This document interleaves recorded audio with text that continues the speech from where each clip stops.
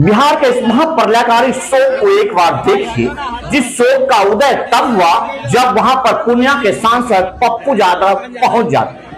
अनायास ही पहुंचते हैं, सिर्फ और सिर्फ कटाव को देखने पहुंचते हैं और गंगा माता अपना विकराल रूप दिखाती है। पर माननीय सांसद पप्पू यादव से भारत दुनिया के सबसे सुंदर और सबसे बड़े लोकतंत्र का हिस्सा हैं, जहां पर वो बैठते हैं, जहां के वो पंच हैं, जहां से उनकी बातें प्रधानमंत्री मोदी जी से होती है। यहाँ बिहार के जनता ने उन्हें बहुत बड़े भूभाग, जिसे आप लोकसभा क्षेत्र कहते हैं, जहां से सांसद चुनकर जाते हैं, बनाकर दिए गए हैं। वैसे तो वो पूर्वी बिहार के हैं, लेकिन ये घटना जहां पर ये गए हैं वो घटना पश्चिमी बिहार का है। लेकिन गंगा का इस विकराल रूप को देखकर आपको आश्चर्यचकित होने की जरूरत नहीं है। बिहार के जिस भी जगह का है, बिहार के जिस गांव की है, वो दशा समानता एक जैसी है। यहाँ ये विकरालता थोड़ी कम ही दिखाई दे रही है आपको। धड़ाम धड़ाम से गिरते हुए घरों को आप महसूस कीजिए। इन महसूस करते हुए चीजों को मैं आपको भौगोलिक दृष्टिकोण से एक बार समझाने का प्रयास करता हूं। जहां पर माननीय पप्पू यादव जी के वहां जाने के बाद जिस चीज का उजागर हुआ है, आपको मालूम होना चाहिए, बिहार में जब बक्सर में प्रवेश करती है गंगा माता, उसके बाद सामान्यतः गंगा माता का रूप उतना विकराल बिल्कुल नहीं होता है। लेकिन जहां से घाघरा नदी का मिलन हो जाने के बाद गंगा माता का रूप, ये विकरालता जो है देखने को मिलता है। और ये रूप जरा आप सोचिए, जब हाजीपुर में गंडक नदी से मिलने के बाद क्या होता है।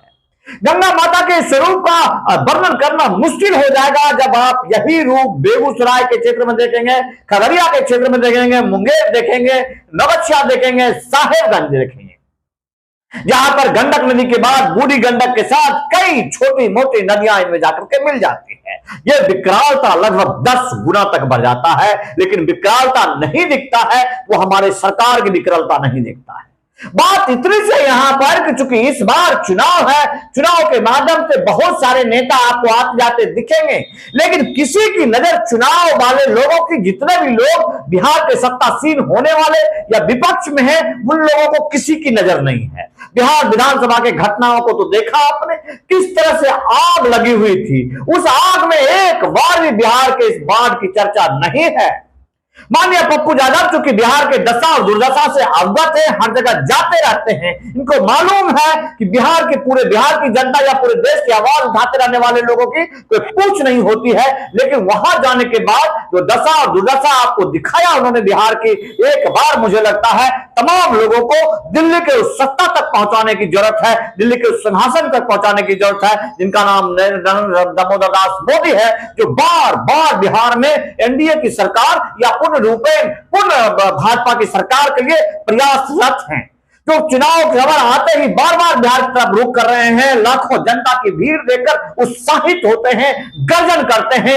एक बार जरूरत है इस तरह इस बाढ़ के पीड़ित लोगों के लिए भी गर्जन करने की जरूरत है एक बार, क्योंकि इनका तार संपूर्ण बिहार से जुड़ा होता है। बिहार जो कि गंगा के आंगन में बसा हुआ है, बिहार जो कि पूर्ण रूपे माता गंगा या तमाम नदियों का आंगन है, और उस आंगन में जो एक वरदान हो सकता है वो अभिशाप कैसे बना हुआ है। गंगा के तटबंध में बंधा या फिर गाद निकालने की काम क्यों नहीं हो रहा है, इस बात को कभी नहीं सोचते हैं। तमाम वो लोग जिन लोगों को विधायक बनना है, जिन लोगों को बिहार के सत्ता में सुख भोगना है, या फिर आपदा नियंत्रण के नाम पर लाखों करोड़ों रुपए ढकारना है, ठेकेदारी करना है, बटेदारी करना है, वो तमाम लोग यहां जाते हुए मिलेंगे, आपको चीखते हुए मिलेंगे। लेकिन बिहार के दुर्दशा पर किसी से कोई लेना देना नहीं है। इस टूटे हुए घर, बिखरे हुए घर, माननीय पप्पू यादव को भागते हुए तमाम लोगों को त्राहिमाम करते हुए आपने देखा, तस्वीर लेते हुए देखा, वीडियो लेते हुए देखा।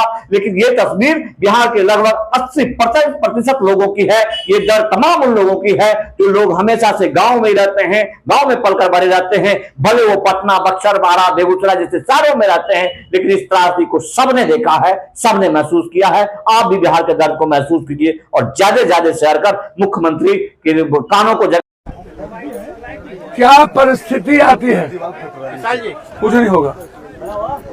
ये परिस्थिति आप देखिए, आप ये आप देख लीजिए,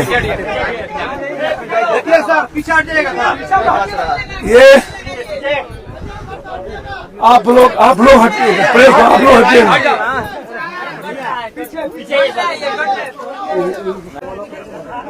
और ये जो मैं कहता रहा हूं नेता और माफियाओं के चलते हटिए तो आप लोग हटिए, आप लोग हटिए ना। प्रेस वाले को ले, प्रेस वाले को ले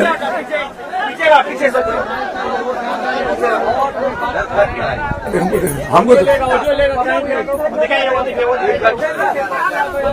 हमको लोग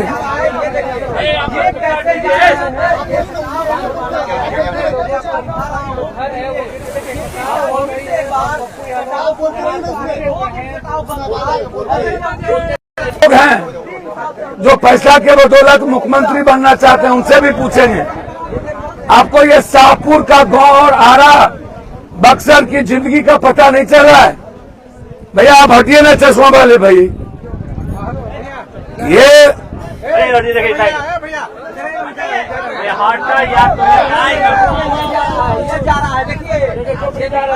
ये देखिए आपके नजरों के सामने कई मकान गिर गए। ये देखिए, ये देखिए रोड है। आप चलिए ना सर।